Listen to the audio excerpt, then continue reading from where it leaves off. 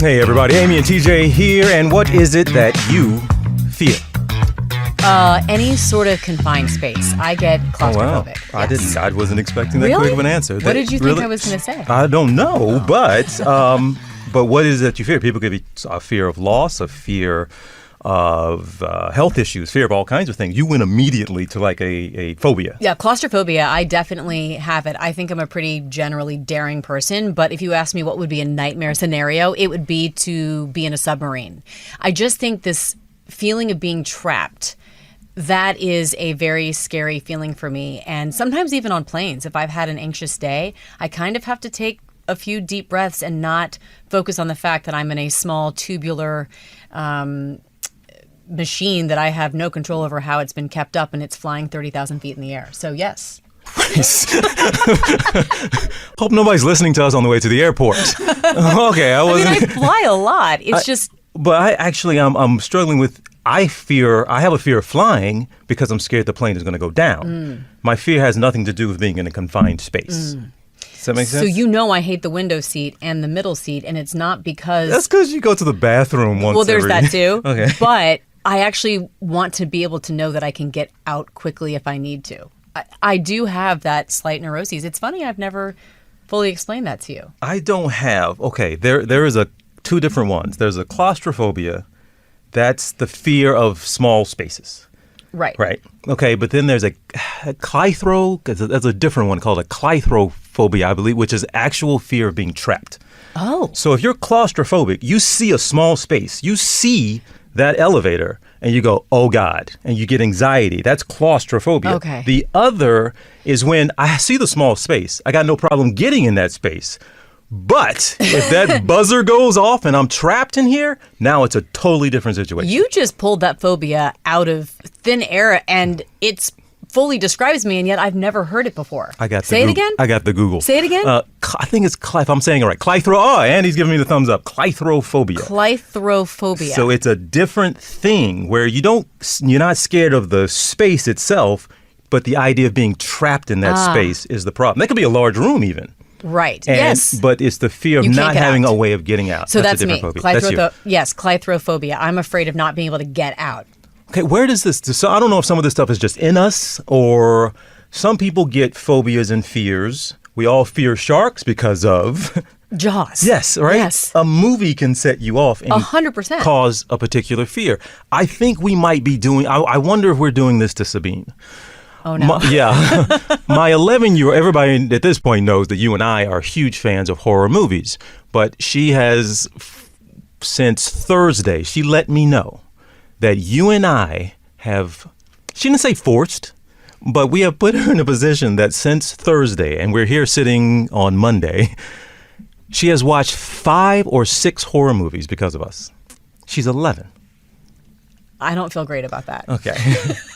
But here's the thing. 3 of them is when she was solely in your care. So that's why I said I don't feel great about that. I didn't say we should be ashamed of ourselves. I said, wow, that's on me. I will say the ones that we watched were... Oh, listen to her. So... Excusing it now. A Quiet Place and A Quiet Place 2. Yes. Because she has been coming to the theater with us when we have some of these new fun blockbuster horror movies coming out. Yes. And I know that A Quiet Place 3, the 3rd installment, is coming out. So I thought, while you were away and I was with Sabine, I thought, let's get her caught up. Okay, you were doing her a favor. Okay. I was. I didn't understand. It's my mistake. No, I now that she's voiced that, we will adjust. Okay, no worries. But a movie like a Jaws makes us all fear sharks. But we love horror movies. Yes. And there are so many is the thing. There are subgenres of horror movies. Like somebody say, hey, there's a new horror movie coming out. We go, okay, what genre is it of horror movies? So there's comedy horror, which we've really recently gotten into. We love some comedy I'm horror. really loving a comedy horror. But we got slashers, we got vampire movies, we have Supernatural. You got demonic, you got possession, you got have exorcism. just the axe murderer. Yeah, yes, we have all random, those. He's like home yes. invader. Yep. But then you get even serial killer. More specific. There are some that have to do with planes going down. Yes. There's some having to do with being buried alive. Yes. Aliens. Yes, they get very specific. And one genre we also like is elevator horror. Yes. We actually just saw one called Elevator. Yes. But my favorite elevator horror movie is, you know it, Devil. M. Night Shyamalan. It is so good. It did not get as much love as I thought it should. If you have not seen Devil, check out Devil. Another one, and this is in the genre of being trapped, is being trapped in caves. The Descent and The Descent 2. Yes. Rarely is a sequel as good as the original, and I would argue that The Descent falls into that category. Wow. You're trapped in a cave system with subhuman life forms that have evolved in these dark, wet spaces. Don't watch this while you're eating. Then, as you mentioned, there's trapped in homes and trapped in rooms. Oh, yes. The home. Oh, I forgot about that. A lot of haunted houses. Hush. Strangers, that's what I'm thinking. Those two are some excellent ones. And when you're trapped in a room, all the Saw movies are basically that. Oh, yeah. Gore is another category of you can have entrapment and gore all in one. And that was like maybe a double genre there with the Saw movies. But some of these, I will admit, they make you scared of little things. Like, I almost fear kids sometimes. Oh, you don't like the demonic kids. I don't like You them. say, if there is a creepy kid, I'm not watching. And that is unfortunate to me because I love watching creepy kids. It's something about creepy kids that turn me know. off because they look innocent and there's oof. Orphan, the boy 2. I've seen all these, but and now Sabine messes with me. She'll stand in the dark in the hallway and make Oh yeah, my daughter used to go to sleep. She was so driven into just being prepared. She would go to sleep in her Catholic school uniform, and she was an early riser. And sometimes she would wake up early and come and stand at the foot of my bed in her Catholic school uniform at the age of like 8, and I would wake up going, "Oh my God!" Yeah. But she did that, and I get what you're saying, but I still like watching creepy kids. I still do. You know, I watch them, but so all these subgenres we speak of now, there is one other. It's almost a subgenre, right? Yeah, it's very specific. Yes, it has to do with being trapped. It has to do some could say fear of heights. Yes, you could throw that in there. Fear of survival, cold. Yes, if you get trapped on a gondola or a ski lift. Yes. There's a couple of these movies that are out there like that. Yes. I have always been a fan of the 2010 flick Frozen, not the Disney one, but the one where 3 people get trapped on a ski lift and it's sub-freezing temperatures and there are wolves below. It doesn't end well for several of the people on the lift, but it's good. I want to clarify that you also do like the Disney Frozen too. I do. Okay. I do. We're just talking about a different one now. Yeah. But the way it came out, I didn't want it to be interpreted. It cleanses the palate from the other Frozen. Like, yes. You know, they work actually together. If you're just, it's too much, too much gore, too much fear, you just go to Frozen and it's great. Disney version. But then there's another that had, those folks were on a ski lift essentially sitting outside, exposed. Yes. There's another movie called Break. Now, this one, the folks are trapped in a gondola. They are together. The thing, I think it breaks down, but it's freezing temperatures.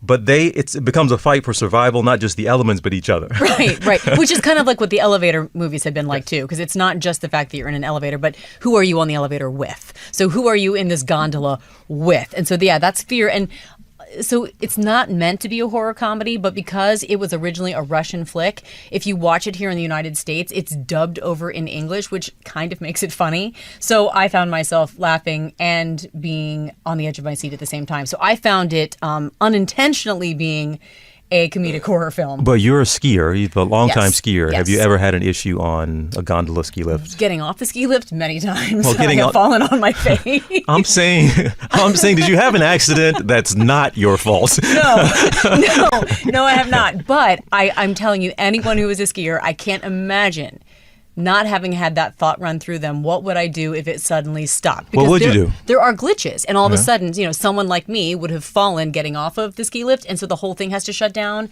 and they have to kind of reset it, and that happens a lot when you're skiing. You've seen that happen? I've been on the ski lift where all of a sudden it stops, and then you kind of are twisting in the wind and dangling, and sometimes it stops at really high points. Like if you're out west in Colorado or somewhere where they have really high mountains. Oh hell no! It is. You start thinking the worst, and I've been on there with my kids, and I've had actually both of my girls being a little nervous, like, Mom, are we going to start back up?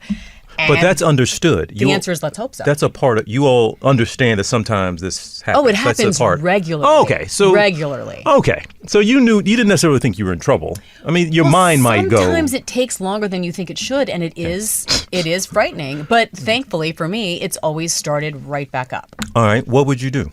Do you know what you would do? Usually you have your phone with you. I've thought about it. You make a phone call. But Yes. other than that, you just have to hang tight and wait, right? Yeah, you hope that your hand warmers that you have in your gloves or something might last longer. But most of the time when it stops at a high enough point, you don't have a what would you do scenario. There's nothing to do.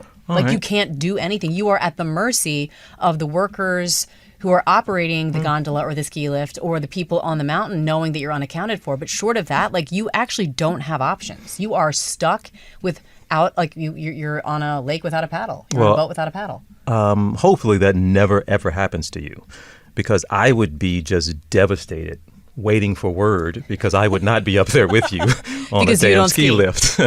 So maybe one day.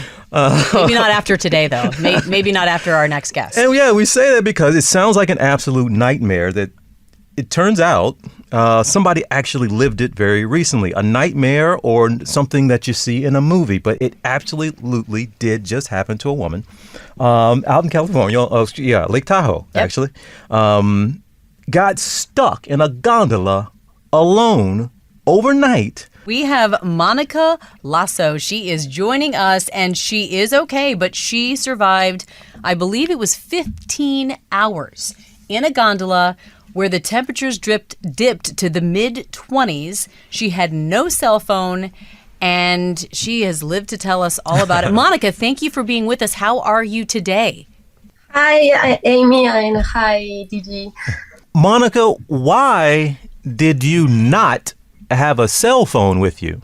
Yo no tenía mi celular porque puse todas mis cosas en la mochila de un amigo, que él mantenía todos nuestros objetos. Fui con un grupo de amigos y había una sola mochila, así que para no mojar mi celular lo puse ahí. She says she didn't have her cell phone because she put her stuff in, she was with a group of people and she put all of her stuff in a backpack with her friends. And so her friends had her cell phone. How did you know the gondola wasn't broken and that it was actually, you had been forgotten up there? I realized I am attacked in the night when I lost my voice from screaming so much and getting no result. Yeah.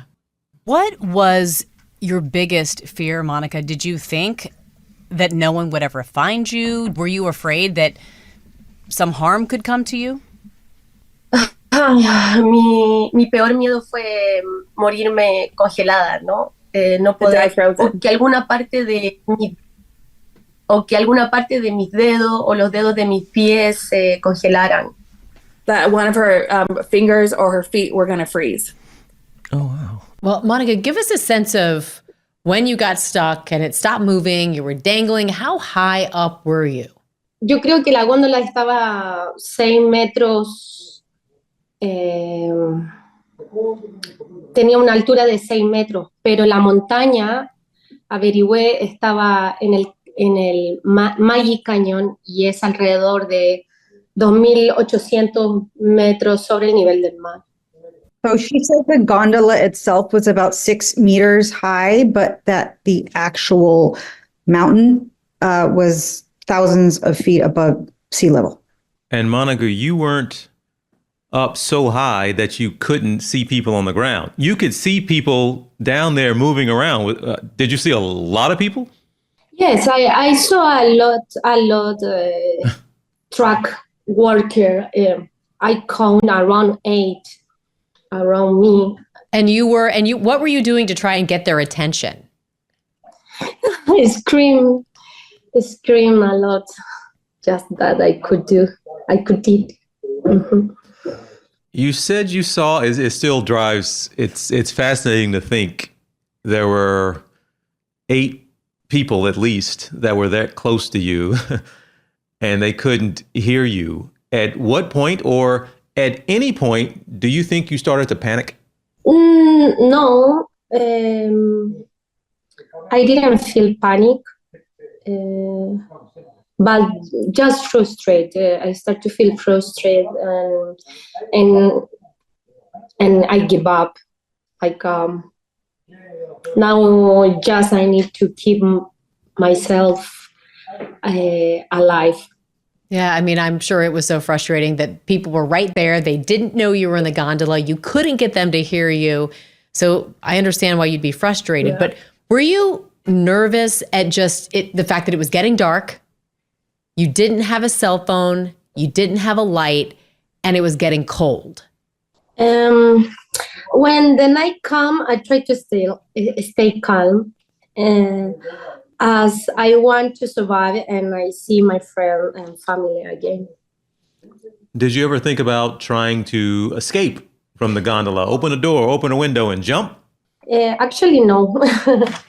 Actually, not really. When I opened the window to scream, the call entered to the gondola, and I didn't want to expose to myself to the call anymore. And I was so high that I was sure to break a bone. Mm.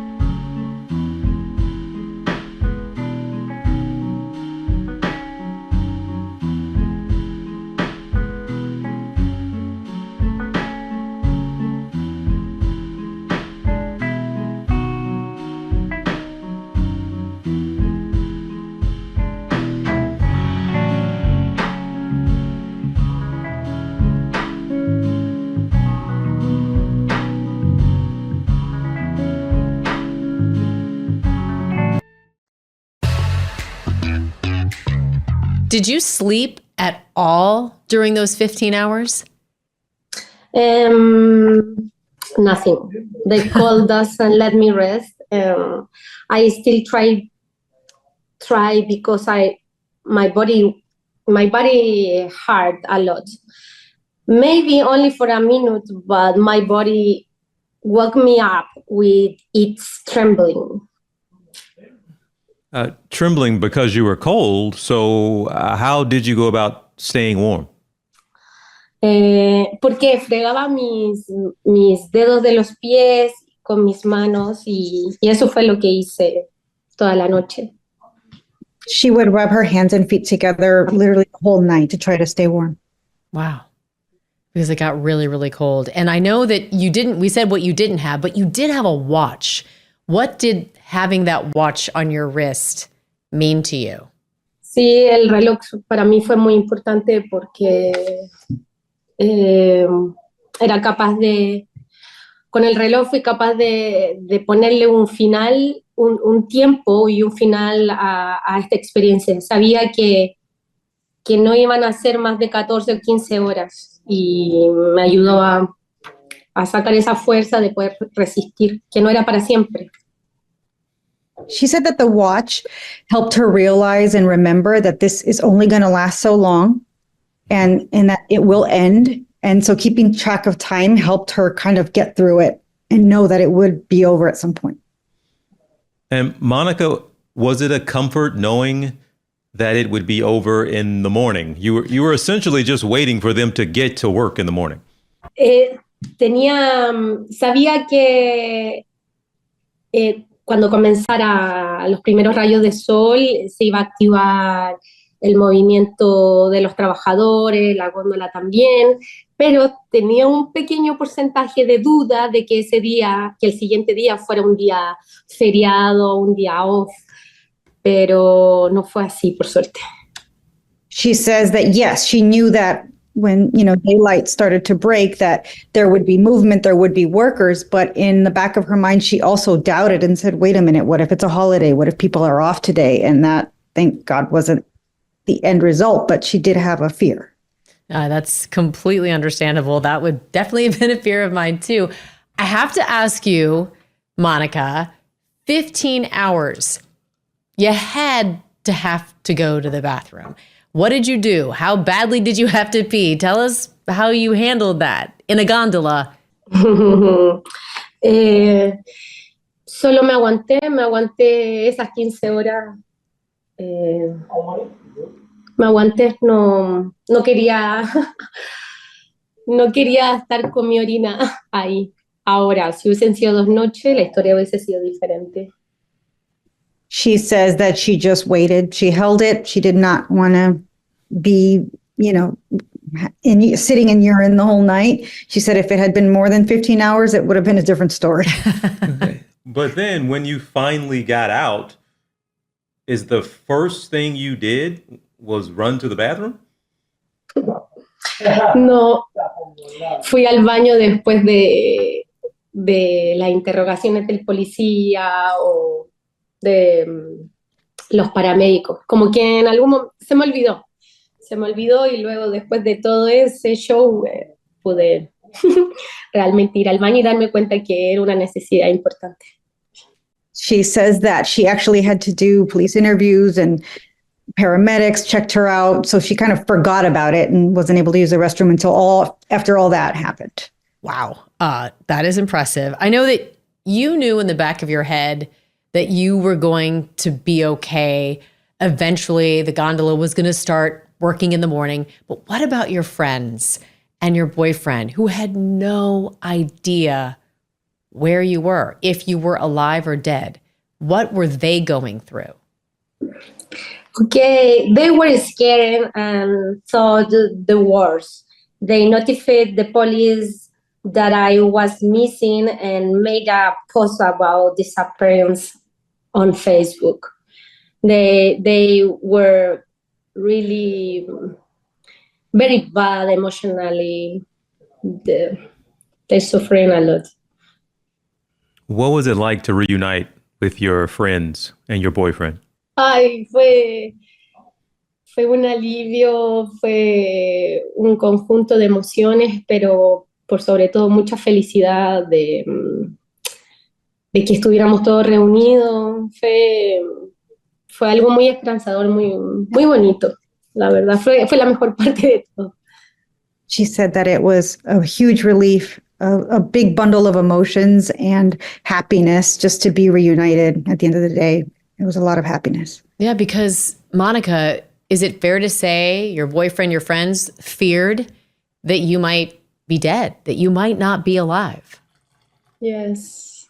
Ellos pensaron lo peor. Ellos pensaron, esa mañana, la mañana siguiente, creían que yo estaba muerta, porque pude llamar recién después de las 8 de la mañana. Entonces, entre las 6 y las 7 de la mañana, ellos ya daban por hecho que yo estaba muerta y que no podría haber sobrevivido. She says that between the hours of 6 a.m. and 7 a.m., when the whole night had gone by, her boyfriend and her friends felt like she was dead. They thought she was dead. They were like, there's no way she could have survived all night on her own. And so when that call came in a little later in the morning, they were like shocked.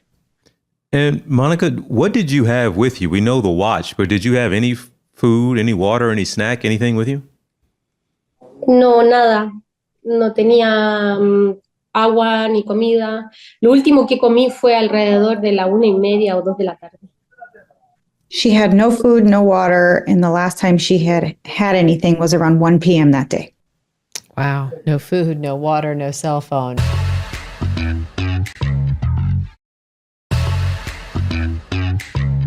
Monica, are you going to bring your cell phone with you now everywhere you go?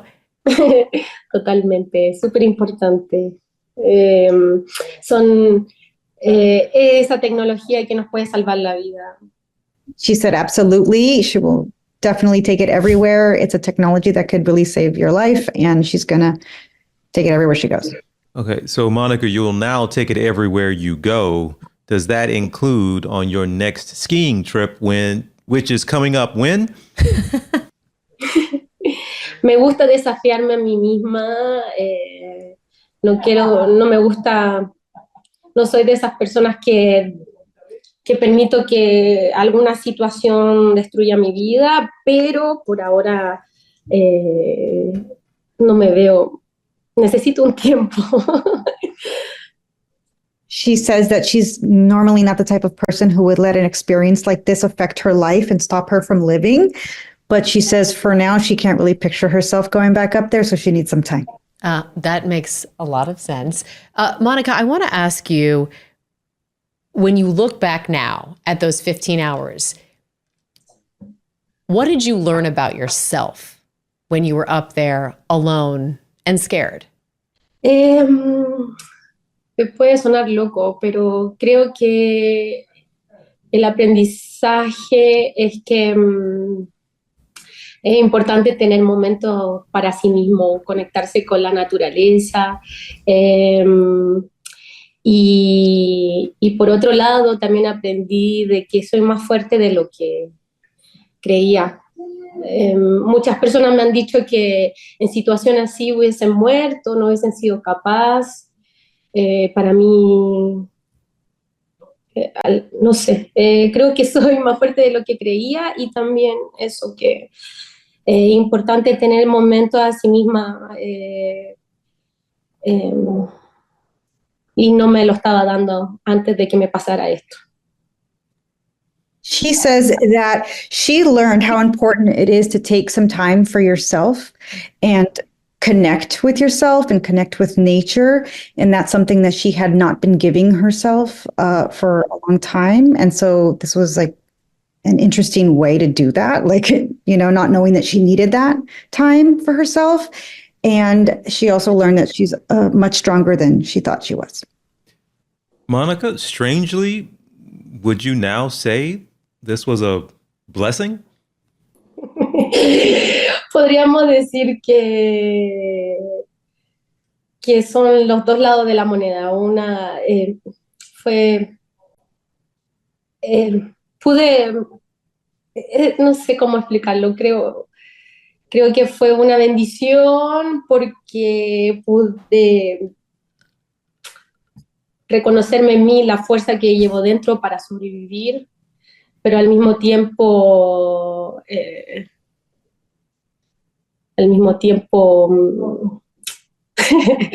fue bastante doloroso, no fue fácil. También lo sentí como un castigo. She says, in a way, she giggles and says, in a way, it was kind of like a blessing because she did learn about herself, that she was stronger than she thought. But in another sense, it was a very difficult experience. It was painful. She even felt like it was a punishment of sorts. Oh. Well, Monica, you have been through quite an ordeal. We're just happy you're in good spirits and you're in good health. And I know your friends are just so relieved to have you back in their lives. So thank you for joining us and sharing your harrowing experience with us, but we appreciate it and you. Thank you so much.